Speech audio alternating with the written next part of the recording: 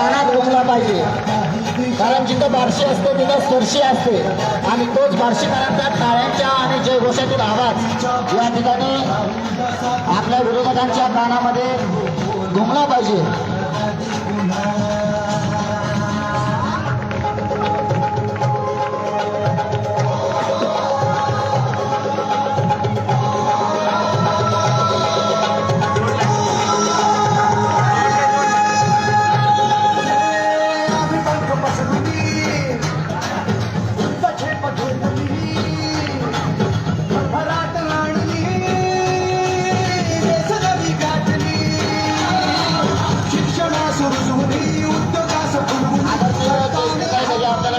आपण व्यासपीठावर येऊन स्थानापन्न व्हावं. आदरणीय रचनाताई निंबाळकर आपल्याला देखील विनंती आहे की आपण व्यासपीठावर स्थानापन्न व्हावं. आमच्या मार्गदर्शिका आदरणीय उषाताई गव्हाणे मॅडम आपल्याला देखील विनंती आहे की आपण व्यासपीठावर येऊन स्थानापन्न व्हावं.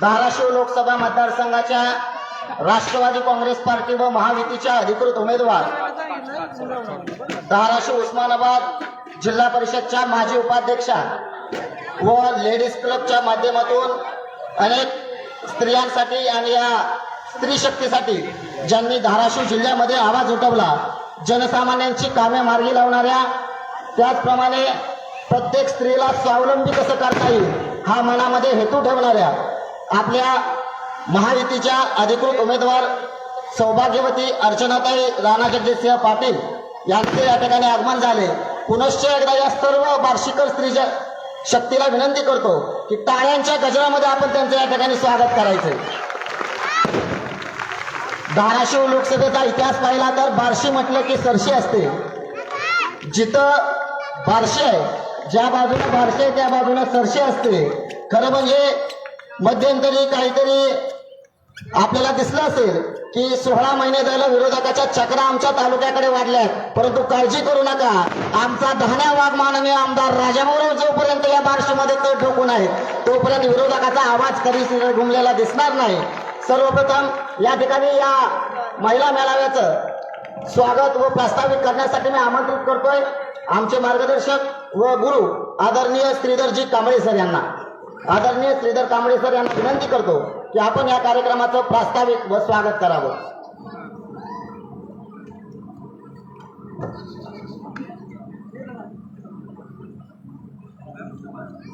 आज या ठिकाणी या अतिशय प्रसन्न अशा वातावरणामध्ये आपण सगळेजण पहिल्यांदा आपल्या उमेदवार आदरणीय अर्चनाताई पाटील यांचं जोरदार टाळ्या वाजवून त्यांचं आपण पहिल्यांदा हार्दिक स्वागत करू. टाळ्यांचा आवाज एवढा काही खास नाही आला.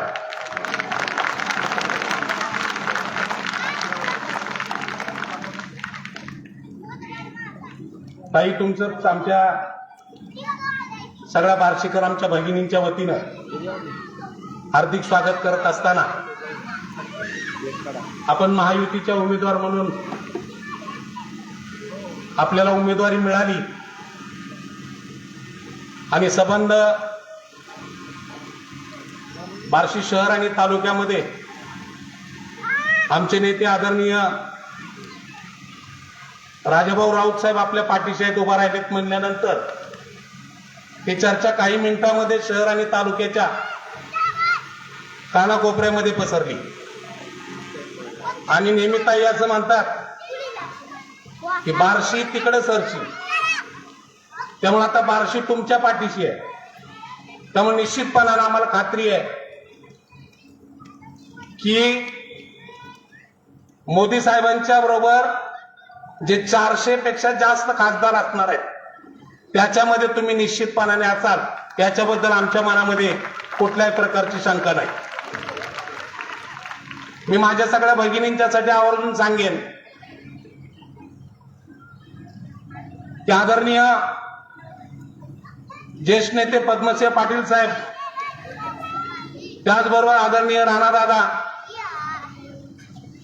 या सगळ्या पाटील परिवाराचा महाराष्ट्राच्या जडणघडणीमध्ये खूप मोठं योगदान आहे.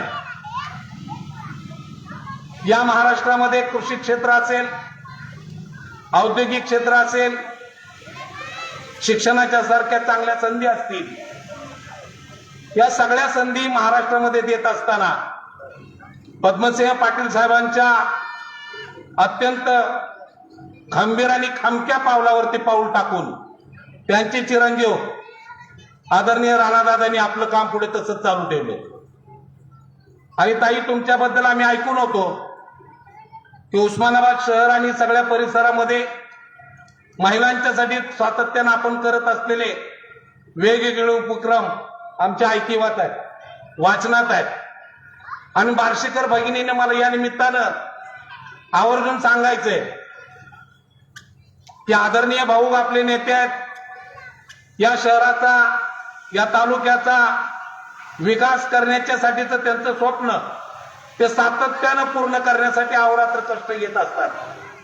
आणि आता केवळ आणि केवळ महिला भगिनींच्या प्रश्नासाठी आता आपल्याला दूर कुठे जाण्याची गरज नाही. आता ताई खासदार होणार आहे. त्यामुळं ताई, तुम्ही जे जे उपक्रम प्रामुख्यानं महिलांच्यासाठी आतापर्यंत केले आहेत, भाऊंच्या नेतृत्वाखाली कमी अधिक प्रमाणामध्ये आमच्याकडे ते काम आहेच, परंतु त्याला आणखी बळकटी देण्याच्या दृष्टीनं, महिलांच्यासाठी चांगलं काम होण्याच्या दृष्टीनं आपण निश्चितपणानं भविष्य काळामध्ये आपल्या काही योजना आमच्यापर्यंत आणून पोहोचवाल. मी पुन्हा एकदा आपल्याला या निमित्तानं आश्वस्त करतो की आदरणीय भाऊंच्या नेतृत्वाखाली बार्शी शहर आणि तालुक्यातल्या आमच्या सगळ्या मित्रमंडळींनी, सगळ्याच पक्षामधल्या, ताई एक महत्व सांगतो की फक्त राजाभाऊ राऊत साहेब हे फक्त भारतीय जनता पार्टीचे नेते नाही, सगळ्या पक्षात त्यांचे लोक आहेत. आणि राजाभाऊ ज्या बाजूला असतात त्या बाजूला इकडे सरशी होते, ही बाब आपण लक्षात घ्यावी. आपल्या निश्चितपणानं आज जसं त्यांच्या अंगणामध्ये हा राऊतवाडीचा परिसर या शहराला दिशा देणारा परिसर आहे, या शहराला एक खमक नेतृत्व देणारा हा परिसर आहे.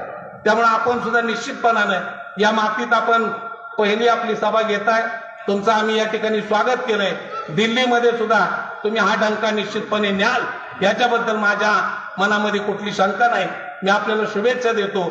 आणि सत्कार सुद्धा असाच आपल्या निवडून आल्यावर या ठिकाणी पहिला भाऊंनी करावा अशी भावना विनंती करतो आणि थांबतो. जय हिंद, जय महाराष्ट्र.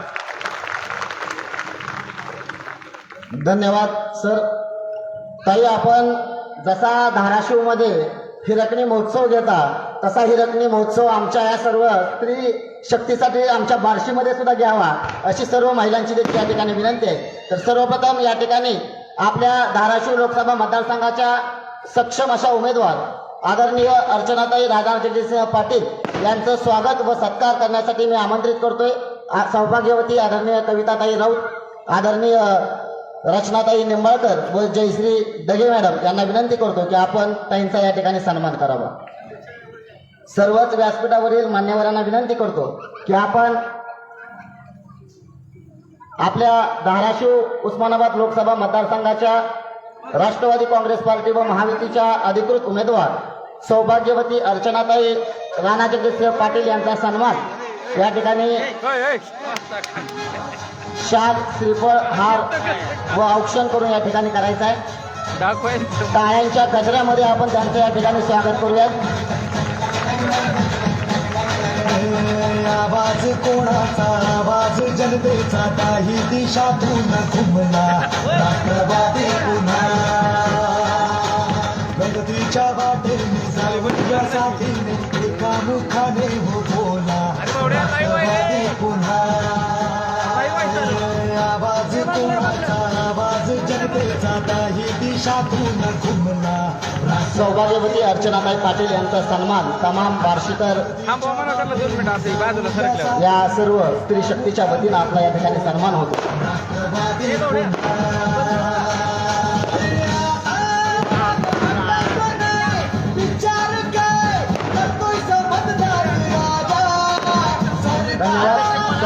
आमदारांना विनंती करतो की आपण व्यासपीठावर स्थानापन्न व्हावं.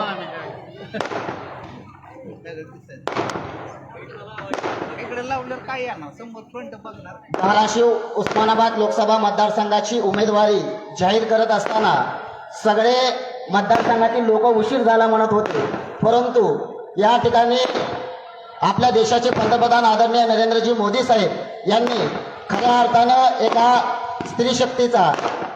स्त्रीशक्तीचा या ठिकाणी सन्मान केला आणि आपल्या या धाराशिव लोकसभेसाठी उमेदवारी दिली ती सौभाग्यवती अर्चनाताई राणाजगजित सिंह पाटील यांना.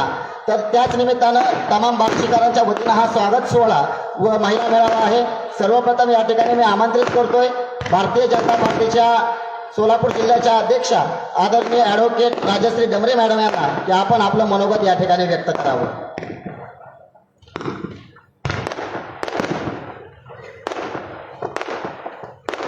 धाराशिव लोकसभा उमेदवार सौ अर्चनाताई पाटील यांच्या प्रचारार्थ आज जो भारतीय येथे महिला मेळावा आयोजित केलेला आहे, या महिला मेळाव्याला आवर्जून उपस्थित असलेले बार्शी तालुक्याचे भाग्यविधाते आदरणीय आमदार राजाभाऊ राऊत साहेब, तसेच धाराशिवच्या महायुतीचे उमेदवार सौ अर्चनाताई पाटील, बार्शी तालुक्याची भाग्यलक्ष्मी सौ कविता वैदी राऊत, ॲडव्होकेट अनिल पाटील साहेब, उपस्थित सर्व महिलांनो. खरं तर आज अर्चनाताई बरोबर फिरत असताना अर्चनाताईंनी सांगितलं की माझी उमेदवारी ही आमदार राजाभाऊ राऊत यांनी मला आणून दिलेली उमेदवारी आहे. त्यामुळे आपल्या सर्व बार्शी तालुक्यांवर एक खूप मोठी जबाबदारी आहे की आपण अर्चनाताईंना खूप मोठा लीड देण्याचा आहे. अर्चनाताई, तुम्हाला सांगायचं म्हटलं तर 2009 साली तुम्ही इथे आला होता, त्यावेळेस राजाभाऊ राऊत हे काँग्रेस पक्षामध्ये होते. काँग्रेस आणि राष्ट्रवादी यांची युती असताना डॉक्टर पदमसिंह पाटील यांना खासदारकीची उमेदवारी मिळाली होती आणि त्यावेळेस डॉक्टर पदमसिंह पाटील हे 10,000 मतांनी निवडून आले होते आणि तोच लीड आमच्या बार्शी तालुक्याने दिला होता. त्यामुळे बार्शी तालुक्याच्या बाबतीत आपण निश्चित राहावा.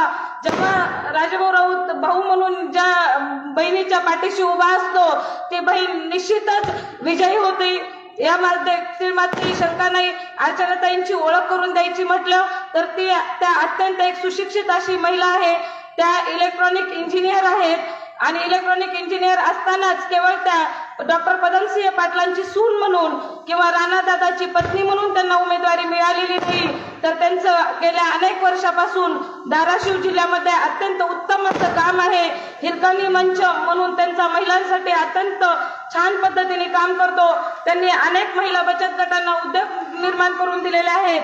तसेच त्यांचा लेडीज क्लब ही आहे आणि सर्वात महत्वाचं म्हणजे त्या तेरणा मेडिकॉलच्या एक ट्रस्टी आहेत. अशी सुशिक्षित आणि छान अशा उमेदवार आपल्याला लाभलेल्या आहेत आणि हीच त्यांची ओळख आपल्याला निर्माण करायची आहे. माननीय पंतप्रधान नरेंद्र मोदीजींनी धाराशिव जिल्ह्यामध्ये महायुतीची उमेदवार म्हणून अर्चनाताईंना उमेदवारी देऊन एक नारी सन्मान केलेला आहे आणि त्या नारी सन्मानाचा आदर करण्यासाठी आपल्याला त्यांना भरघोस अशा मतांनी विजयी करायचं आहे. आज राजाभाऊ राऊत आणि कविता वहिनी यांच्या साक्षीने आपल्याला अभिवचन देते की भारतीय जनता पार्टी, राष्ट्रवादी पक्ष आणि एकनाथ शिंदे साहेबांची शिवसेना तिन्ही पक्ष बार्शीमध्ये आणि चांगलं काम करून आपल्याला नक्कीच बार्शीमधून आपला विजय हा बार्शीच्या मिळालेल्या मतांच्या लीडवरच होणार आहे, यामध्येही शंका नाहीये. त्यामुळे तुम्हाला बार्शी तालुक्याच्या वतीने खूप खूप शुभेच्छा देते.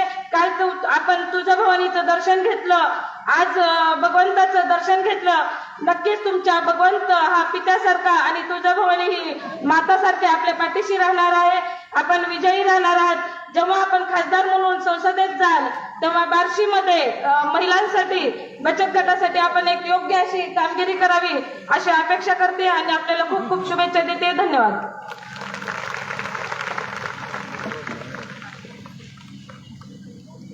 धन्यवाद मॅडम. मध्यंतरी एक कार्यकर्ता मेळावा मॅडम आमच्या इथे झाला ताई. त्या मेळाव्यामध्ये एक आमचं कॅप्शन असं गाजलं होतं की आम्हाला फोन करणारा खासदार नको आहे, तर आम्हाला तुमच्यासारखा काम करणारा खासदार हवा आहे. आणि जनसामान्यांची कामं मार्गी लावणाऱ्या धाराशिव जिल्हा परिषदच्या माजी उपाध्यक्षा आणि लेडीज क्लबच्या माध्यमातून तमाम महिलांचे प्रश्न सोडवणाऱ्या धाराशिव लोकसभा मतदारसंघाच्या सक्षम अशा उमेदवार महायुती व राष्ट्रवादी काँग्रेसच्या सक्षम अशा उमेदवार सौभाग्यवती अर्चनाताई राणा जगदीशसिंह पाटील आपल्याला विनंती करतो की आपण आपलं मनोगत या ठिकाणी व्यक्त करावं. आदरणीय सौभाग्यवती अर्चनाताई राणा जगदीशसिंह पाटील.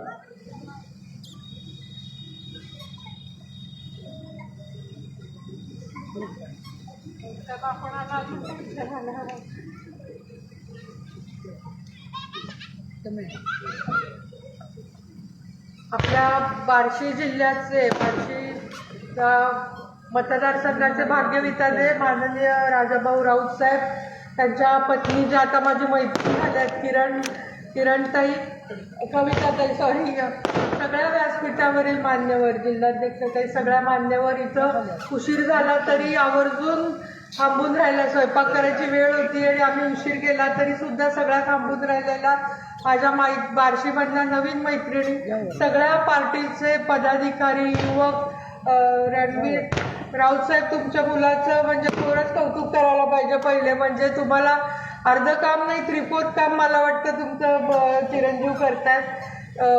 त्यांचे सगळे युवक कार्यकर्ते. आज काय बोलू असं मला, पहिलं माझं भाषण काल, परवा उमेदवारी मिळाली, काल तुळजापूरला आलो आणि आज पहिल्या बार्शीमध्ये माझी सभा होतीये. आता प्रस्तावना करत होते ते म्हणाले की बार्शी, जिथं बार्शी तिथे सरशी. आज पहिली माझी सभा बार्शीत होतीये आणि आत्ता या जिल्हाध्यक्षताईंना मी कविताताईंना, कविताच नका किरण, मी विसरते सारखी, मी जरा थोडा गोंधळली आहे म्हणूनच नाही. राऊतताईंना मी सांगितलं की माझी उमेदवारी जी होती ती राजाभाऊ राऊत साहेबांनी म्हणजे त्यांनी माझी उमेदवारी सुचवलेली आणि फक्त सुचवली नाही, फडणवीस साहेब असतील उमेदवारी मला मिळवण्याची. त्यामुळे आता प्रस्तावना करते त्यांना मी दुसरं सांगते की जिथं बार्शी तिथं सरशी आणि राजाभाऊ राऊत साहेब जे उमेदवार देतात ते 110 मानसिकता तयार करण्यापासून वरिष्ठ नेत्यांना, मुख्यमंत्री साहेब, उपमुख्यमंत्री देवेंद्र फडणवीस साहेब आणि अजित पवार साहेब उपमुख्यमंत्री, या सगळ्यांना माझी उमेदवारी पटवून देण्याचं मेजर काम जे मला राणादादांनी सांगितलंय राऊत साहेब, ते तुम्ही केलेलं आहे. त्याच्याबद्दल मी तुमचे हात जोडून ऋणी आहे. एका महिलेला तिकीट मिळणं एवढं सोपी गोष्ट नाही आहे. तिने किती का काम करणार आणि माझं काम पण एवढं नाही. मला प्रश्न विचारले जातात, डायरेक्ट बचत गटातून खासदारकी का, किंवा काय डायरेक्ट जिल्हा परिषदमधनं खासदारकी का. 33% आरक्षण नसताना एक महिलेला उमेदवारी महायुतीने दिली आहे. आपण सगळ्या महायुतीच्या या मतदारसंघातल्या नेत्यांनी दिली आहे. निश्चित नारी शक्तीचा, इथं जमलेल्या सगळ्या महिलांचा सन्मान आपण मला उमेदवारी देऊन केलेला आहे. आणि या आपल्या धाराशिव मतदारसंघात, आई तुळजाभवानीच्या मतदारसंघात, महाराष्ट्राची कुलस्वामिनी आई तुळजाभवानीच्या मतदारसंघात एकाला स्त्रीला उमेदवारी देऊन समस्त महाराष्ट्रातल्या नारी शक्तीचा, मातृशक्तीचा आपण सन्मान केलेला आहे. मला वाटतं ही निवडणूक आपण महायुतीचे सर्व साथीदार या मतदारसंघातले तर पार पाडणारच आहात, पण तुमच्या बरोबरीने या पूर्ण आपल्या मतदारसंघातल्या महिला ही शक्ती. आज आम्ही आत्ता इथं एका ठिकाणी गेलो होतो, ताई बाहेर पडली नाही म्हणून मी यावेळेस बाहेर पडून तुमच्यासाठी प्रचार करणारे की एक महिला खासदार होती. माझ्या खासदार होण्याने या महिलांच्या जीवनात किती फरक पडणार आहे हा नंतर चर्चेचा किंवा पुढच्या 5 वर्षात बघण्याचा विषय राहील. पण कुठेतरी आता महिलांना वाटते की एक महिला प्रतिनिधी दिल्लीत जातीये तर आपल्या आयुष्यात काहीतरी फरक पडणार आणि त्याहीपेक्षा त्यांना जो सन्मान समाजामध्ये हवा आहे त्याचं प्रतिनिधित्व ते माझ्यामध्ये बघतायत की एक पुरुषाच्या अगेन्स्ट एका महिला निवडणूक लढवण्यासाठी तिकीट होऊ शकते. आणि मी माझ्या समोर बसलेल्या सगळ्या महिलांना हात जोडून विनंती करते की मी पण तुमच्यासारखीच एक सामान्य गृहिणी आणि घरातनं आज ह्या पोझिशनपर्यंत आलेली आहे. ही माझी वाट निश्चित सोपी नव्हती, तुम्हाला माहिती. आणि एखाद्या पुरुषाला जिल्हा परिषदेमध्ये पण जाऊन काम करणं आणि एका महिलेला जाणं, राऊतसाहेब आम्हाला सतत वेळोवेळी डॉक्टर साहेबांची म्हणजे खासदाराची सून असेल किंवा मंत्र्याची बायको असेल तरी एक महिला म्हटलं की एक जागा अडवणारी बाई असं आमच्याकडं बघितलं जातं. आम्हाला वेळोवेळी पदोपदी प्रूव्ह करावं लागतं की आमच्यात पण ती क्षमता आहे की आम्ही काहीतरी करू शकतो. आणि त्या क्षमतेला ओळखून तुम्ही आम्हाला तिकीट दिलेलं आहे. तुम्ही आमच्या बरोबरीने आहात. तुमची मदत निश्चित आम्हाला पाहिजे. साहेब आपले तिसऱ्यांदा 110% मोदी साहेब तिसऱ्या टर्ममध्ये आपले पंतप्रधान होणार आहेत आणि मोदी साहेबांना पंतप्रधान करण्यासाठी आपल्या या धाराशिव मतदारसंघामध्ये तुम्ही माझ्या घड्याळ चिन्हावर, कमळ नाही आहे या लोकसभेला आपलं चिन्ह घड्याळ आहे, त्या घड्याळासमोरचं बटन दाबून मोदी साहेबांना पंतप्रधान करण्यासाठी त्यांच्या विकास रथाचं मला पायी होण्याचं भाग्य मिळवून द्या ही हात जोडून मी आपल्याला विनंती करते. ही लढाई मोदी साहेब विरुद्ध राहुल गांधी आहे, आमच्या भाऊबंदकीची नाही आहे. म्हणजे तुमचं मतदान हे मोदी साहेबांना पंतप्रधान करण्यासाठी असणार आहे. त्यामुळे कृपा करून मतदान घड्याळाला करा आणि पहिल्या 2 टर्ममध्ये म्हणजे आता मोदी साहेब 10 वर्ष पंतप्रधान आहेत आणि ज्या स्पीडने ते देशाचा विकास करतायत, 3rd टर्ममध्ये तुम्ही यूट्यूबवर वगैरे बघितले असतील त्यांची भाषणं, त्याहीपेक्षा मोठे क्रांतिकारी निर्णय या 3ऱ्या टर्ममध्ये मोदी साहेब घेणार आहे. देश जेव्हा जगाच्या अर्थव्यवस्थेमध्ये 3ऱ्या नंबरला देशाला मोदी साहेब नेत आहेत. म्हणजे जर्मनी आणि जपानला मागे टाकून 3 वर्षामध्ये मोदी साहेबांचं स्वप्न आहे की भारताला 3 नंबरची अर्थव्यवस्था बनवायचं आहे जगात. त्यावेळेला आपला धाराशिव मतदारसंघ मागे राहू नये म्हणून तुम्ही मला मतदान करायचंय. आणि विकासाचं म्हणाल तर राजेंद्र राऊत साहेब आपले आमदार इथं खंबीर आहेत, त्यांना माझ्या साथीची गरज नाही आहे, पण एक महायुतीचा खासदार त्यांनी या मतदारसंघातनं निवडून दिला तर निश्चित मोदी साहेब, अमित शहा साहेब ह्या आपल्या मतदारसंघाकडे जास्त आपुलकीने, प्रेमाने बघतील आणि भरघोस निधी राऊत साहेब खेचून आपल्या भागासाठी आणतील. मी आहेच, पण मी त्यांच्या मार्गदर्शनाखाली, ते माझ्यापेक्षा जास्त खंबीर आहेत दिल्लीहून सगळे प्रकल्प इथं खेचून आणायला. त्यामुळे आम्ही दोघं त्यांच्या मार्गदर्शनाखाली, मी पण कृपा करून आम्हाला ताटमानेने मोदी साहेब आणि अमित शहा साहेबांसमोर काही मागण्यासाठी तुम्ही एक खासदार हा महायुतीचा भाजपचा द्या ही हात जोडून विनंती करते. आणि आपल्या भागामध्ये विकास नाही तर जगाच्या अर्थव्यवस्थेत देश जायचा आणि आपला धाराशिव मतदारसंघ मागे राहायचा असं होऊ देऊ नका. तुम्हाला माहिती आहे डबल इंजिन सरकार असेल आणि खासदार त्याच पक्षाचा असेल, वरती तर भाजपचंच सरकार येणार आहे, आपला खासदार पण महायुतीचा असेल तरच आपल्या भागातला विकास त्या गतीने होणार आहे आणि आपल्याला 10 वर्षाचा बॅकलॉग भरून काढायचा आहे आणि आपल्याला खूप मोठी प्रगती करायची आहे.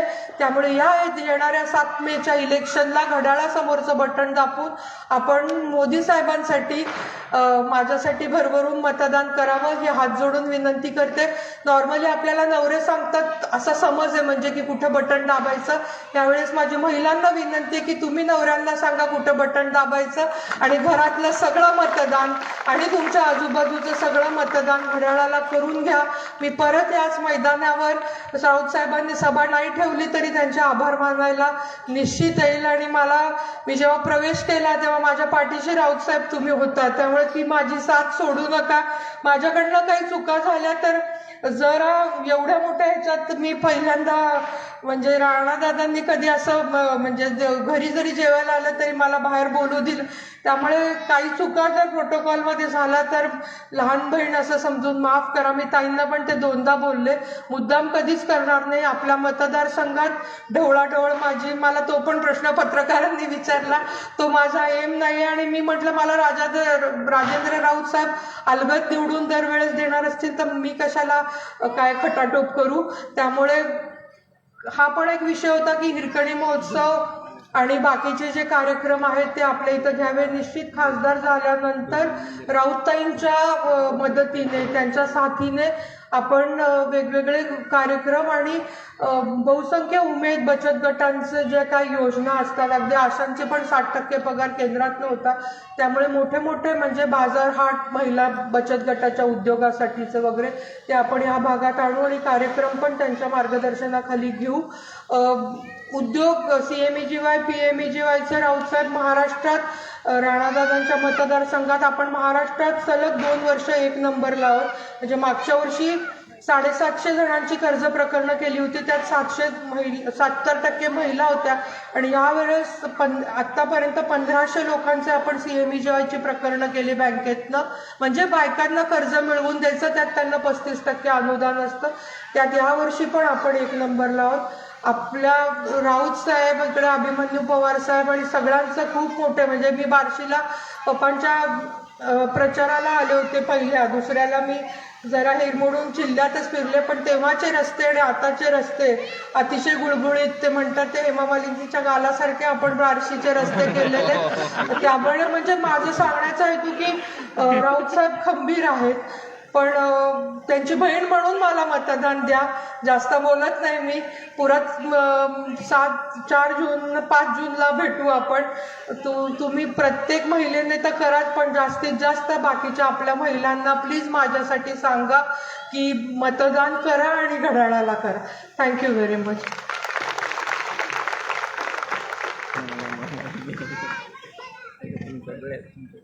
धन्यवाद ताई. आपण काल महाराष्ट्राची कुलस्वामिनी आई तुळजाभवानीचा आशीर्वाद घेतला आणि आज आमचं ग्रामदैवत श्री भगवंताचा आशीर्वाद घेतला. नक्कीच याच सभेमध्ये मी आपल्याला ग्वाही देतो की आपण भावी नाही तर झालेला खासदार नक्की असाल.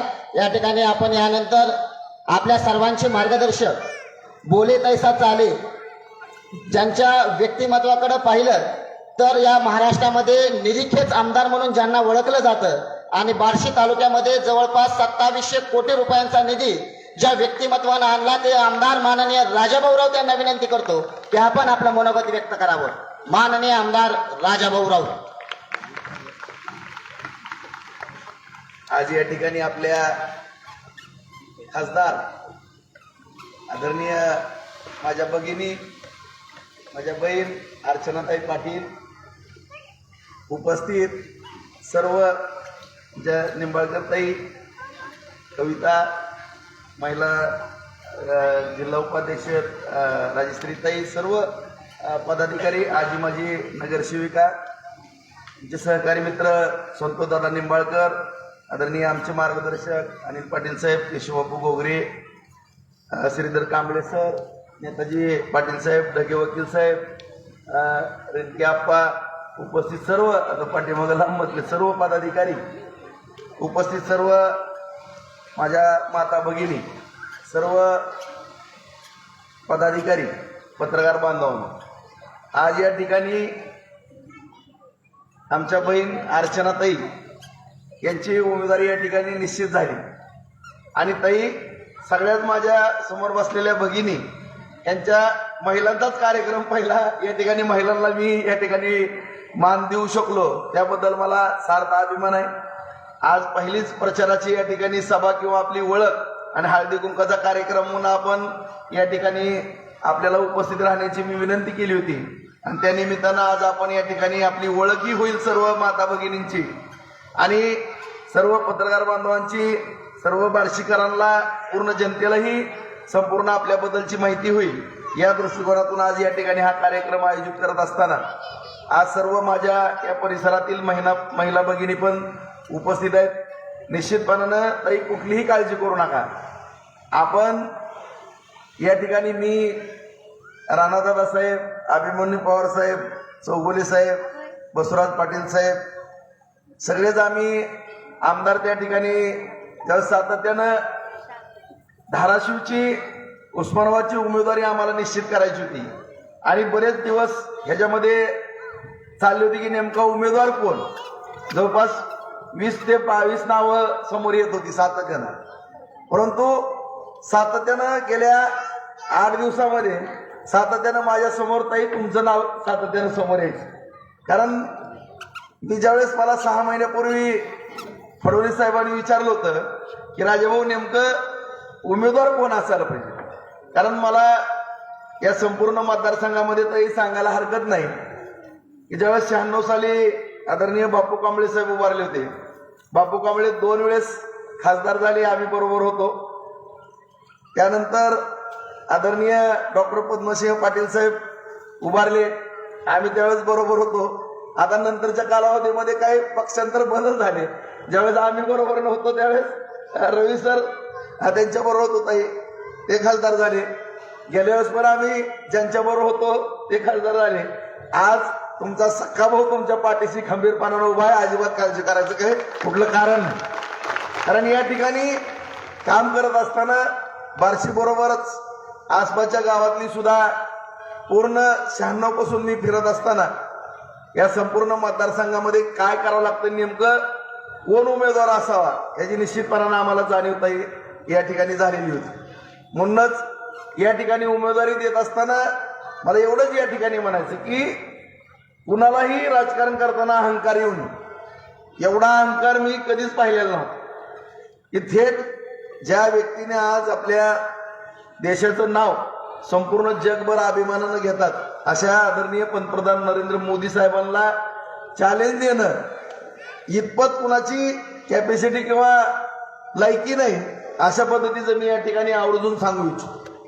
आणि शेवटी ज्यावेळेस मी मगा म्हणलं की नेमकं उमेदवार कोण असावा की 6 महिन्यापूर्वी चर्चा झाली होती की आम्हाला वाटलं ही जागा भाजपला सुटते म्हणून मी अभिमन्यू पवार किंवा दादा अशा दोघांपैकी उमेदवारी द्यावी अशी मी फडणवीस साहेबांना विनंती केली. परंतु नंतर या ठिकाणी शिवसेना शिंदे साहेबांची त्याचबरोबर भारतीय जनता पार्टी आणि आदरणीय अजितदादा असं महायुतीचा RPI आठवले साहेबांचा गट परत जानकर साहेबांचा अशा सगळ्याच घटक पक्षांचं एक महायुती झाली आणि त्यामधनं ही जागा गेली राष्ट्रवादीला. आणि राष्ट्रवादीला जागा गेल्यानंतर नेमकं आमचे सहकारी मित्र राणादादांना नेमकं भारतीय जनता पार्टीचे आमदार असल्यामुळं ते राजीनामा देणं उभा करणं तरी हे फार आम्हाला थोडं कठीण दिसू लागलं. त्याच्यामुळं ज्यावेळेस 5 दिवस मुंबई अत्यंत आक्रमक आणि प्रत्येक कार्यकर्त्याचं किंवा जनतेचं काम करण्यामध्ये सातत्यानं पुढाकार या ठिकाणी घेऊन काम करण्यापैकी एक भगिनी आहेत. निश्चितपणाने या ठिकाणी कुठलीही काळजी करण्याचं कारण नाही. कारण या ठिकाणी मी आपल्यालाही सांगू इच्छितो की आमच्या आयुष्यात पण कधी आम्हाला आठवत नाही की एवढा निधी बार्शी तालुक्याला मिळाला. जवळपास आज 2,500 कोटीहून अधिक निधी आदरणीय मुख्यमंत्री एकनाथ शिंदे साहेबांच्या सरकार ज्यावेळेस स्थापन झालं त्यावेळेस पंतप्रधान नरेंद्र मोदी साहेबांच्या आशीर्वादानं त्यांच्या मार्गदर्शनातून शिंदे साहेब मुख्यमंत्री झाले, फडणवीस साहेब उपमुख्यमंत्री झाले, आता अजितदादाही उपमुख्यमंत्री म्हणून आहेत. त्यांनी फार मोठी काळजी आमच्या बार्शी तालुक्याची घेतलेली आहे. बार्शी तालुक्याला अत्यंत एक वेगळ्या दिशेनं नेण्याचं काम या सर्व नेते मंडळीच्या मार्गदर्शनातून आम्ही करतो. आज हे काम करत असताना आम्ही जी 25-30 वर्ष पाठीमागं राहिलेलो जवळपास 700 कोटी रुपये आमच्या शेतीच्या पाण्याकरता दिले. आज सगळ्या माझ्या भगिनी बसलेले आहेत. सगळ्यांना पूर्णपणे तुमच्या मनातली गोष्ट मला माहित आहे की भाऊ आमच्या नळाला पाणी येत नाही, पाण्याची अडचण होती, सगळी समस्या मी जाणतो, काळजी करू नका. सगळी ताईनं व्यवस्था मी केलेली आहे. कुठं बोर मारायच्यात कारण दुर्दैव मगच मी सांगितलं की आपला तालुका हा दुष्काळी पट्ट्यातला तालुका आहे. उजनीमध्ये थोडं पाणी आहे, चांदणीचं धरण पूर्णपणे 100% आटलेलं, एक थेंब पण पाणी आपल्याला मिळत नाही. आज भगवंताच्या कृपेनं आपल्या ज्या विहिरी होत्या त्या विहिरी पण आटलेल्या आहेत, तिथलं सुद्धा पाणी आपल्याला कमी मिळतंय. फक्त सगळी मदार आपली उजनी धरणावरतीच. आणि या सर्व गोष्टीचा विचार करून आपल्याला आदरणीय फडणवीस साहेबांनी 296 कोटी रुपये ताईनं दिलेले आणि पुढच्या वर्षी तुम्हाला कधीही कुठली रोज 4.5 कोटी लिटर पाणी येणार आहे. एक थेंब पाणी कमी पडणार नाही हे हमी मी 100% देतो. परंतु ह्या उन्हाळ्यामध्ये सुद्धा येणाऱ्या 2.5 महिन्यामध्ये जेवढे टँकर लागायचे तेवढे टँकरची व्यवस्था केली जाईल. ज्या ज्या भागामध्ये बोर आहेत तिथे मोटरी बसवतो, त्या भागामध्ये पाण्याच्या टाक्या बसवून आपण त्या ठिकाणी प्रत्येक टाकीला 4-4 नळ करून कुठलीही गैरसोय होणार नाही अशा पद्धतीने 8-10 दिवसामध्ये सगळं नियोजन आखलेलं आहे. सोमवारी आपण भगवंत देवस्थानच्या कडेच्या ज्या विहिरी आटवू लागलेल्या आहेत तिथं बोर घेतोय, ते पाणी त्या विहिरीमध्ये टाकतो आणि संपूर्ण शहरामध्ये एकाच भागात तर संपूर्ण शहरामध्ये ग्रामीण भागामध्ये सुद्धा पाण्याची अडचण आहे. त्या ठिकाणी सुद्धा टँकर आपल्याला द्यायचे. तर अशा रीतीनं हे आसमानी संकट आपल्यावरती आलेलं आहे, त्याची पूर्णपणे जाणीव आहे. त्याचं निराकरण करण्याकरता रात्रीचा दिवस आम्ही या ठिकाणी करतो. परंतु आज शेतीच्या पाण्याचा सुद्धा प्रश्न आपला सुटलेला आहे.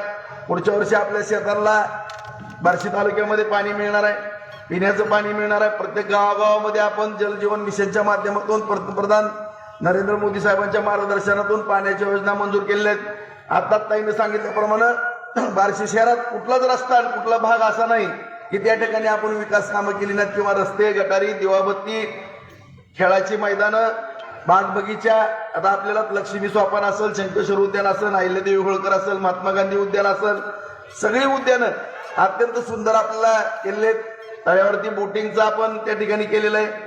आज या ठिकाणी महिला बचत गटाच्या माध्यमातून आपण चांगल्या पद्धतीचं ग्रामीण आणि शहरामध्ये काम करतोय.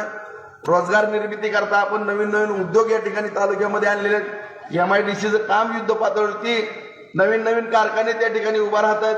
आपल्या हाताला त्या ठिकाणी ज्या सर्वसामान्य माझ्या गोरगरीब महिला आहेत त्यांना सुद्धा रोजगार मिळणार आहे, सर्वसामान्य नागरिकांना रोजगार मिळणार आहे, माझ्या तरुणांना रोजगार मिळणार आहे. आणि बार्शीच्या अर्थकारणामध्ये फार मोठी वाढ निश्चितपणाने पुढच्या 1 वर्ष 1.5 वर्षापासून मोठ्या प्रमाणामध्ये वाढ होणार आहे. कारण जो 2,500 कोटीचा निधी आला तो पाण्यासाठी निधी आलेला आहे. आणि एकदा पाणी झालं, MIDC पूर्णपणे क्षमतेनं चालू झाली तर निश्चितपणानं त्या तालुक्याचं अर्थकारण वाढतं. एकतर आपला अगोदरच तालुका एक संपन्न असा तालुका आहे. या तालुक्यामध्ये व्यापार मोठ्या प्रमाणामध्ये चालतो. या तालुक्यामध्ये वैद्यकीय क्षेत्र फार मोठ्या प्रमाणामध्ये, शिक्षणाच्या क्षेत्रामध्ये फार मोठी प्रगती आपण या ठिकाणी केलेली आहे. आदरणीय डॉक्टर कर्मवीर जगदाळे मामा, भाऊसाहेब झाडबुके, आदरणीय बारगुले अण्णा असतील, या सर्व आदरणीय चंद्रकांत नाना, अशी सोलाके काका, अशी सगळी थोर व्यक्तिमत्व त्यांनी शैक्षणिक संस्था मोठ्या केल्या. या ठिकाणी शिक्षण संस्थांच्या माध्यमातून सर्वसामान्य गोरगरिबांना शिक्षण घेता आलं. शिक्षणाच्या माध्यमातून नोकऱ्या लागल्या, डॉक्टर झाले. जे डॉक्टर झाले त्यांनी बार्शी सोडली नाही, या ठिकाणी मोठमोठे हॉस्पिटल केले. 25-25 तालुक्यातनं कोरोनामध्ये रुग्ण या ठिकाणी येत होते. एवढी मोठी उलाढाल आज प्रत्येक क्षेत्रामधून या ठिकाणी होती. अत्यंत बार्शी संपन्न अशी बार्शी होते.